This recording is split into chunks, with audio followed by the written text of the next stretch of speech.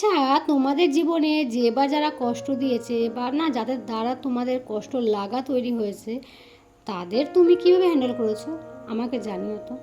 আমি না জানতে চাই যে তোমাদের খারাপ লাগাগুলোকে, তোমাদের না পাওয়াগুলোকে কীভাবে নিজেদের মধ্যে পুষে রেখেছিলে বা নিজেকে কন্ট্রোল করেছো। সত্যি বলতে না, আমি চাই যে যে বা যারা আমাকে কষ্ট দিচ্ছে তারা যেন আরও বেশি করে কষ্ট দেয়। প্রথম দিকে যদিও ভাবতাম যে আমার সাথে এটা কেন হচ্ছে, যে আমার ভেতরে কষ্টগুলো বেড়েই যাচ্ছে, যারা কষ্ট দিতে চাইছে তারা আমাকে কষ্ট দিয়েই যাচ্ছে, আমি তো সইতে পারছি না।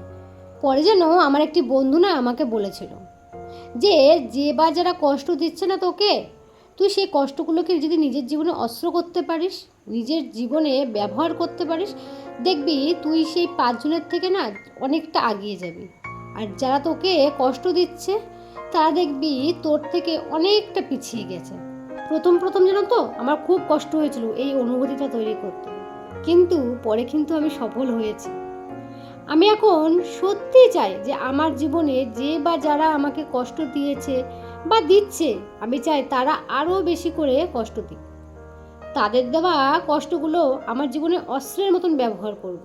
সেই অস্ত্র দিয়ে যুদ্ধ করে আমি জীবনে আরও এগিয়ে যাব। এতে কি হবে জানো, যে বা যা তোমাকে কষ্ট দিয়েছে বা দিচ্ছে তারা তোমার থেকে অনেক পিছিয়ে যাবে, আর তুমি তাদের থেকে অনেক এগিয়ে যাবে। অতএব যাকে যেটা করার সে সেটা করুক, তুমি তোমার কাজটা করে যাও আর আমি আমার কাজটা করি। তাহলে দেখবে আর কারোর প্রতি না তোমার কোনো অভিযোগ থাকবে না। যাকগে, আজকে তো গল্প করতে করতে আমার রান্না বান্নাটা হয়ে গেল। তোমাদের আজকে মেনুতে কি হয়েছিল অবশ্যই কিন্তু জানিও। আর হ্যাঁ, তোমরা তোমাদের যত্ন নিও। আর হ্যাঁ, তোমরা কিন্তু কারোর উপর কোনো অভিযোগ রেখো না, কারণ জীবনে না ক্ষমা করাটা খুব দরকার। আজকে তো আমার দুপুরে রান্না বান্না সব শেষ হয়ে গেল। তোমরা দুপুরে কি রান্না বান্না করেছিলে অবশ্যই জানিও। কেমন?